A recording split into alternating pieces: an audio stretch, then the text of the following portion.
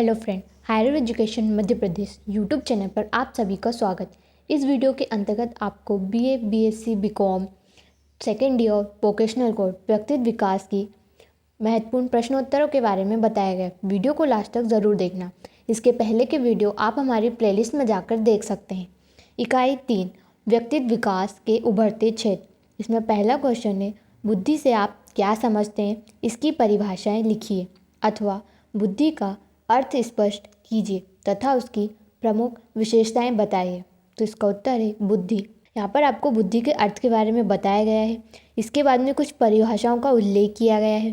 पहला है वुड्रो के अनुसार, दूसरा है वुडवर्थ के अनुसार, तीसरा है डियरवॉन के मतानुसार, चौथा है हैनमॉन के मतानुसार, पांचवा है बिने के शब्दों में, छठा है थांडाइक के शब्दों में, सातवां है पिंटरगर के अनुसार, आठवां है रायवन के अनुसार। इनके दृष्टिकोण के अनुसार बुद्धि की परिभाषाएं दी गई हैं। इसके बाद में कुछ और परिभाषाएं दी गई हैं। इसमें पहला है रेक्स व नाइट के मतानुसार, दूसरा है कॉल सनिक के मतानुसार। इसके बाद में बुद्धि के संबंध में नवीन विचार विकसित किए गए हैं, इसके बारे में आपको बताया गया है। इसके बाद में बुद्धि की विशेषताएँ, इसकी प्रमुख विशेषताएँ निम्न हैं। यहाँ पर आपको 10 पॉइंट में बुद्धि की परिभाषाओं के बारे में बताया गया है। बुद्धि व्यक्ति की जन्मजात शक्ति है। बुद्धि व्यक्ति को अमूर्त चिंतन की योग्यता प्रदान करती है। बुद्धि पर वंश परंपरा और वातावरण का प्रभाव अवश्य पड़ता है। बुद्धि व्यक्ति को विभेद की क्षमता प्रदान करती है। बुद्धि का विकास होता है। प्रश्न नंबर 2, बुद्धि के सिद्धांतों का संक्षेप में वर्णन कीजिए। तो इसका उत्तर है बुद्धि के सिद्धांत। यहाँ पर आपको बुद्धि के सिद्धांत के बारे में बताया गया है। यहाँ पर आपको 6 बुद्धि के सिद्धांत के बारे में बताया गया है। इन्हें हम विस्तार से पढ़ते हैं। इसमें पहला है एक तत्व सिद्धांत, इसका प्रतिपादन स्टर्न, बिने और टर्मन ने किया है। दूसरा है द्वि तत्व सिद्धांत, ये इसके प्रवर्तक स्पीयरमैन हैं।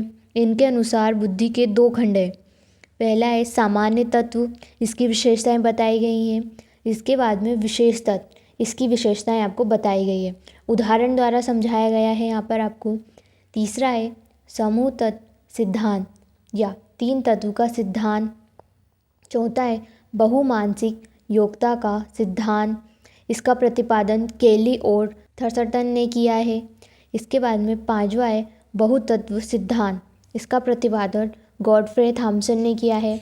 छठा है क्रमिक विकास का सिद्धांत, बर्ड और बर्नर ने इसका सिद्धांत का प्रतिपादन किया है। इसमें प्रथम स्तर है सामान्य मानसिक योग्यताएं, द्वितीय स्तर पर सामान्य योग्यता के भेद बताए गए हैं, तृतीय स्तर पर इन योग्यताओं का विभाजन किया गया है, चतुर्थ पर विशेष मानसिक योग्यताएं बताई गई है। थार्नडाइक का मात्रा सिद्धांत भी आपको यहाँ पर बताया गया है। इसमें 2 पॉइंट बताई गई हैं। प्रश्न क्रमांक 3, बुद्धि से आप क्या समझते हैं, बुद्धि के बारे में क्या भ्रांतियां हैं और ये अधिगम से किस प्रकार संबंधित है, अथवा बुद्धि से संबंधित भ्रांतियां अधिगम को किस प्रकार प्रभावित करती हैं, समझाइए। तो इसका उत्तर है बुद्धि का प्रत्यय। बुद्धि का प्रत्यय जटिल होता है। आपको मनोवैज्ञानिक द्वारा परिभाषा यहाँ पर आपको दी गई है। बुद्धि संबंधित अवधारणा को आप समझ सकते हैं। इसके बाद में कुछ परिभाषाएं दी गई हैं। अमूर्त विचार करने की योग्यता, अधिगमन करने की क्षमता, वास्तविकता व तथ्य आधारित उत्तर देने की योग्यता। इसके बाद में बुद्धि की एक और व्यापक परिभाषा है, एक व्यक्ति बुद्धिमान तभी माना जाता है तब वह वातावरण के तत्वों के साथ कितनी प्रभावता से संबंधित होता है। इसके बाद में आपको यहाँ पर बुद्धि के बारे में संपूर्ण जानकारी दी गई है। आप इस वीडियो को रोककर इनको पढ़ सकते हैं। बुद्धि से संबंधित कुछ महत्वपूर्ण तथ्य निम्नवत हैं। यहाँ पर आपको 5 पॉइंट में इन तथ्यों के बारे में बताया गया है। इसके बाद में बुद्धि तथा अधिगमन में इसकी भूमिका, बुद्धि तथा अधिगम में इसकी भूमिका, इसके बारे में आपको बताया गया है। 6 पॉइंट में आपको यहाँ पर बताया गया है। इसके बाद में आता है बुद्धि से संबंधित भ्रांतियाँ जो कि निम्नवत हैं, इसके बारे में बताया गया है। इसके बाद में उपयुक्त भ्रांतियों का अधिगमन पर कैसे प्रभाव पड़ता है उसके बारे में आपको यहाँ पर जानकारी दी गई है। 5 पॉइंट में आपको बताया गया है। इसके बाद में आता है आपका क्वेश्चन नंबर 4, बुद्धि लब्धि IQ, सामवेकिक गुण EQ और आध्यात्मिक गुण SQ से आप क्या समझते हैं? तो यहाँ पर आपको बुद्धि लब्धि IQ के बारे में बताया गया है कि ये क्या होती है। MA मानसिक आयु, CA कालानुक्रमिक आयु, इसके बारे में बताया गया है। दूसरा पॉइंट है सामवेकिक गुणक EQ, ये क्या होता है इसके बारे में बताया गया है। ऑरिपोली ने इसके बारे में बताया है, डेविड कैरुसार ने इसके बारे में बताया है। इसके बाद में आती तीसरी आध्यात्मिक गुणक SQ। SQ को परम बुद्धि के नाम से भी जाना जाता है, इसके बारे में आपको बताया गया है। आध्यात्मिक गुणक SQ बुद्धि लब्धि IQ तथा सामवेकिक गुणन का कुल योग है। इसके बाद में आता है क्वेश्चन नंबर 5, बुद्धि लब्धि सामवेकिक गुण और आध्यात्मिक गुणक में परस्पर संबंध पर प्रकाश डालिए अथवा IQ, EQ तथा SQ के अंतर संबंध का वर्णन कीजिए अथवा IQ, EQ तथा SQ का तुलनात्मक अध्ययन कीजिए अथवा आध्यात्मिक गुणक SQ सामवेकिक गुणक EQ से किस प्रकार भिन्न है अथवा बुद्धि लब्धि IQ सामवेकिक गुणक EQ और आध्यात्मिक गुणक SQ में तुलना कीजिए। तो इसका उत्तर है बुद्धि लब्धि IQ सामवेकिक गुणक EQ और आध्यात्मिक गुणक SQ में संबंध, जो कि निम्न प्रकार से हैं। यहाँ पर आपको 3 पॉइंट में इन संबंधों के बारे में बताया गया है। IQ plus AQ is equal to SQ। इसके बाद में आपको यहाँ पर तुलना भी बताई गई है। IQ, EQ और SQ की क्रियाकलाप के द्वारा यहाँ पर आपको तुलना भी बताई गई है। प्रश्न क्रमांक 6, वर्तमान संबंध में बहुबुद्धि का सिद्धांत के महत्व को समझाइए। इसका उत्तर है बहुबुद्धि।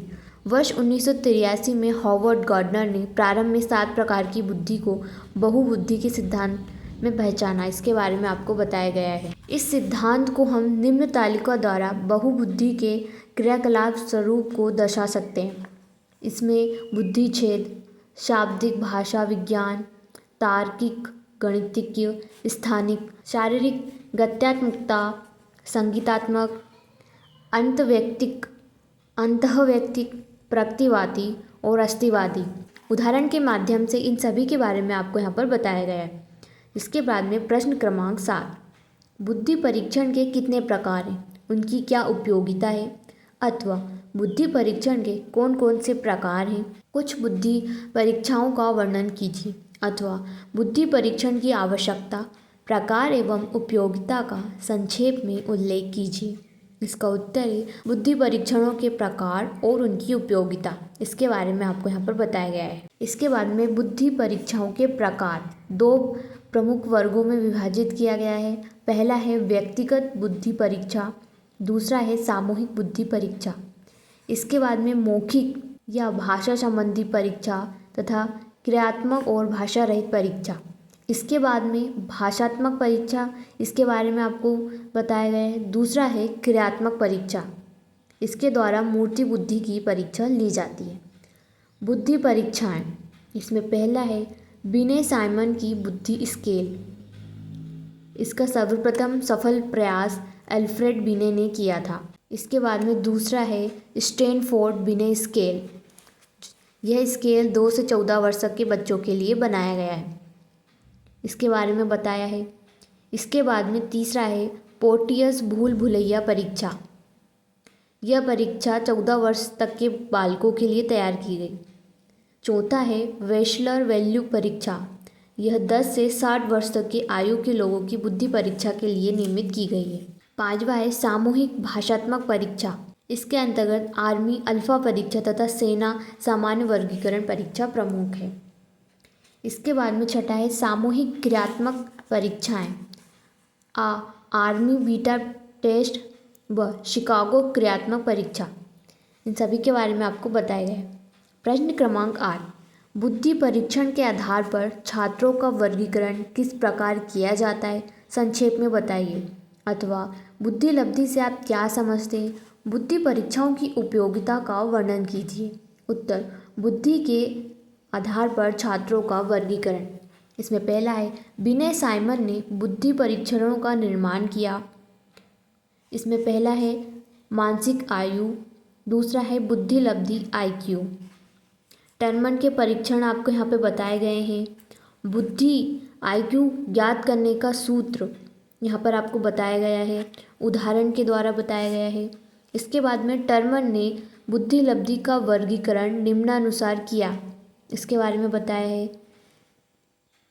बुद्धि परीक्षाओं की उपयोगिता, इसके बारे में की उपयोगिता, बुद्धि परीक्षा की उपयोगिता के आधार हैं। इसमें पहला है सर्वोत्तम बालक का चयन, दूसरा है कक्षा के बालकों का वर्गीकरण, तीसरा है पिछड़े हुए बालकों की पहचान, चौथा है बाल अपराधी व समस्यात्मक बालकों का सुधार, पांचवा बालकों की विशिष्ट योग्यताओं का ज्ञान, छठा व्यावसायिक योग्यताओं का अनुमान, सातवां बालकों की कार्यक्षमता के अनुसार कार्य देना, आठवां बालकों की उपलब्धियों एवं भावी सफलताओं का ज्ञान प्राप्त करना, नवा शैक्षिक अपव्यय रोकने हेतु, दसवां बालकों के राष्ट्रीय बौद्धिक स्तर का ज्ञान। प्रश्न क्रमांक 9, व्यक्तित्व व सामूहिक बुद्धि परीक्षणों का तुलनात्मक अध्ययन कीजिए, अथवा व्यक्तिगत और सामूहिक बुद्धि परीक्षणों में क्या अंतर है, इन दोनों परीक्षणों में कौन सा श्रेष्ठ है। इसका उत्तर है व्यक्तिगत तथा सामूहिक बुद्धि परीक्षणों में निम्नलिखित अंतर है।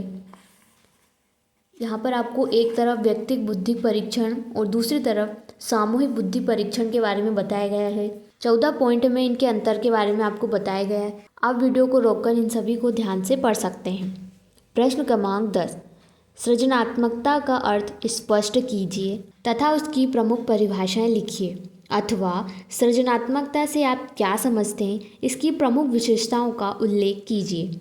तो इसका उत्तर है सृजनात्मकता का अर्थ, इस शब्द को अंग्रेजी के क्रिएटिविटी से बना है।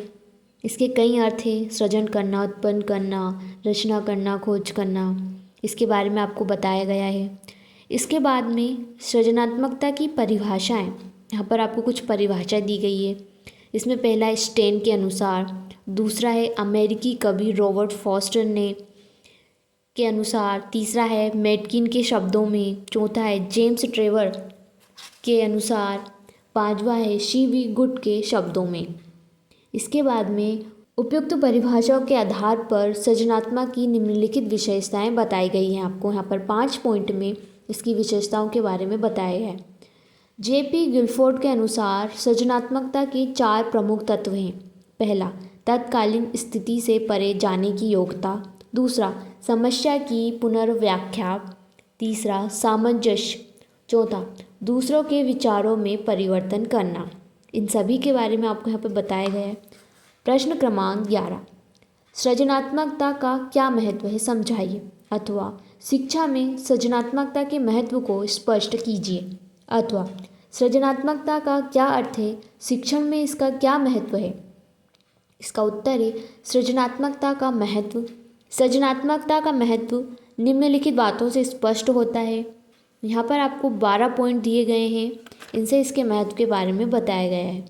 इसके बाद में टॉरेंस के अनुसार बालकों में 4 गुण होते हैं। पहला निरंतरता, दूसरा वांछनीयता, तीसरा मौलिकता और चौथा विस्तार।